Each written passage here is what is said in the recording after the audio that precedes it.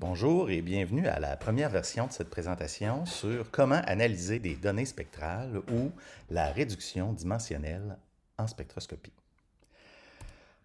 En science, on obtient souvent des spectres. On fait de la spectroscopie Raman, de la spectroscopie par lumière blanche, par fluorescence. Puis notre but souvent, c'est d'identifier des substances. Donc on obtient plusieurs spectres différents. Puis notre plan, c'est de regarder les spectres puis d'espérer identifier quel spectre appartient à quelle matière ou à quelle substance, ou encore d'identifier si c'est un mélange de substances. Bon, dans les cas simples, ben, on va reconnaître les pics. On va savoir, par exemple, qu'il y a différentes substances de base qui ont des spectres connus avec des pics à certains endroits. Puis, si les composantes sont isolées, ben, c'est facile à identifier. Donc, on va avoir un spectre final qui serait, par exemple, la somme d'une certaine concentration fois la substance 1 plus la concentration 2 fois la substance 2, etc. Donc, ensemble, on les additionne, puis on obtient le spectre total. Mais ça, c'est dans les cas très simples. C'est quand on sait, on connaît les composantes, par exemple, on sait qu'il y a une substance 1 qui a un spectre connu, puis 2 et 3 et 4, etc. Mais ce n'est pas toujours le cas. Qu'est-ce qu'on fait dans les cas compliqués? Par exemple, si on a plusieurs spectres qui ressemblent à ça, comment on fait pour analyser ça? Puis même, ça se pourrait même qu'on ne connaisse pas les composantes. Donc, qu'est-ce qu'on fait dans ce temps-là? Pour voir ce qu'on va faire, on va replonger en physique mathématique 1. On va retourner dans les espaces vectoriels. Puis on va se rendre compte, en fait, que un spectre, ben, en fait, c'est comme un tableau c'est comme une matrice d'intensité qui correspond, chaque intensité correspond à une fréquence. Donc, si je considère un spectre comme un tuple ou un couple ordonné de n composantes, ben, je peux regarder mon spectre comme un point dans l'espace n-dimensionnel des réels. Oui, vraiment, un point dans Rn, où n va être le nombre de points que j'ai dans mon spectre. On peut toujours exprimer un vecteur comme une somme de coefficients multipliés par d'autres vecteurs. On le sait, un vecteur, ça peut toujours être une combinaison linéaire. Donc, si ici, on va regarder, puis on va dire le spectre que moi j'ai mesuré, il est en caractère gras, c'est le spectre I. Bien, l'intensité que j'ai obtenue, c'est en fait la somme d'un coefficient qui multiplie un certain vecteur de base, que pour l'instant, je ne sais pas encore, mais c'est toujours vrai. Hein? Si j'ai un vecteur dans Rn, ben, je peux obtenir une combinaison linéaire qui va me donner le vecteur original. Puis, dans le cas particulier où les vecteurs, ici j'ai mis nu i, mais si les vecteurs, les vecteurs nus, il y en a un nombre égal à la base et qu'ils sont linéairement indépendants, ben, on va dire que l'ensemble des vecteurs nu i est une base pour Rn. Ben, voyons voir, là, il y a plusieurs combinaisons qu'on pourrait faire, puis surtout, il y a plusieurs bases qu'on pourrait trouver. Regardons la plus simple qu'on peut s'imaginer. On peut s'imaginer qu'un spectre qui a n mesures d'intensité, c'est en fait simplement une intensité à une certaine longueur d'onde, plus une autre intensité à une autre longueur d'onde, etc., etc. Donc, chaque vecteur nu i représente une longueur d'onde en particulier, puis toutes les longueurs d'onde sont complètement indépendantes, ce qui n'est pas nécessairement vrai, c'est ce qu'on va voir plus tard. Puis donc, finalement, on prend notre vecteur, notre grand vecteur I qui est notre spectre, Puis, on va le traiter comme un couple ordonné d'intensité. C'est très naturel de faire ça. Mais ça, c'est, on dirait, on peut parler de la base standard. Hein? Un vecteur unitaire dans chaque vecteur, pour chaque composante. Voilà. Donc, est-ce qu'il existe d'autres combinaisons linéaires ou pertinentes? On peut se demander ça. Ben là, retournons à ce que j'ai dit juste avant, il y a quelques minutes. Ben, on avait dit que dans les cas simples, le spectre, c'était une somme de composantes. Ben, ce que ça veut dire, c'est que je pourrais fort probablement exprimer mon spectre comme une somme de spectres de composantes, puis obtenir au lieu d'avoir une somme de considérer toutes les intensités indépendantes, si j'ai 4 substances qui ont leur spectre donné, ben, je peux plutôt penser que c'est une somme de 4 spectres, S1, S2, S3, S4, avec un coefficient qui les multiplie pour la concentration, puis ça fait une combinaison linéaire de ces 4-là. Ce n'est pas nécessairement une base, les specs ne sont pas nécessairement orthogonaux, mais c'est tout à fait raisonnable. C'est une combinaison linéaire qui me donne mon vecteur intensité. Donc, je peux avoir un spectre, je peux considérer mon spectre comme n intensité, ou je peux considérer que mon spectre, c'est plutôt une combinaison linéaire de 4 autres spectres de substances. Donc, je suis passé d'un espace à n dimensions. J'avais n coefficients pour décrire mon spectre parce que j'avais n intensités indépendantes.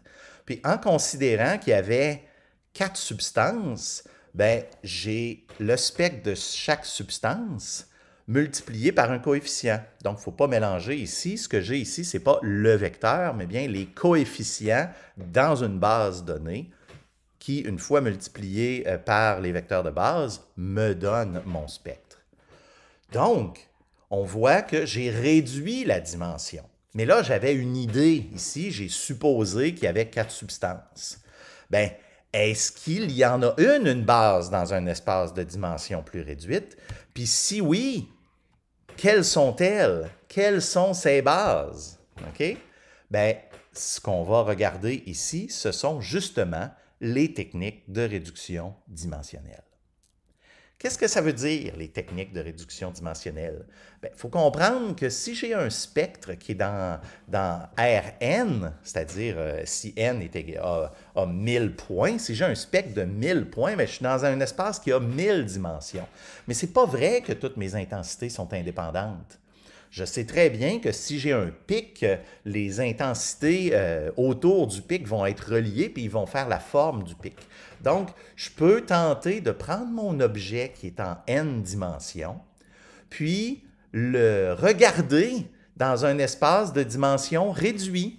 Fait que peut-être qu'en n dimensions, il ne dit pas grand-chose, mais si je regarde sa projection dans un espace réduit, de dimension inférieure, bien là, je vais voir que là, ça a du bon sens pour moi. Donc, c'est ça qu'on essaie de faire avec les techniques d'analyse par composante principale, le PCA, ou l'analyse discriminante linéaire, qui se ressemble beaucoup.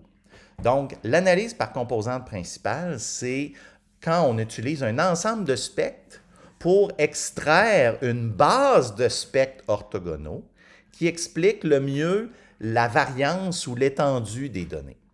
Vous pouvez aller voir sur stackabuse.com, il y a un petit tutoriel, puis je vais donner des références à la fin du vidéo ici. Il y a aussi une autre technique qui s'appelle l'analyse discriminante linéaire, qui permet d'extraire une autre base de spectres qui explique le mieux la classification des données en catégories ou en classes. Puis il y a un autre tutoriel que vous pourriez aller voir, mais je vais donner des références à la fin.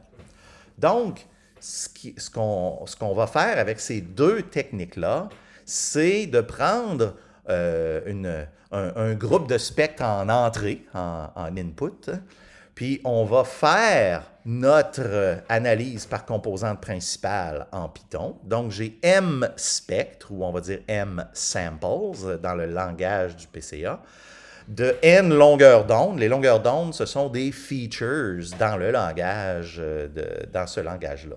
Donc, je fais mon analyse par composante principale et qu'est-ce que je vais obtenir?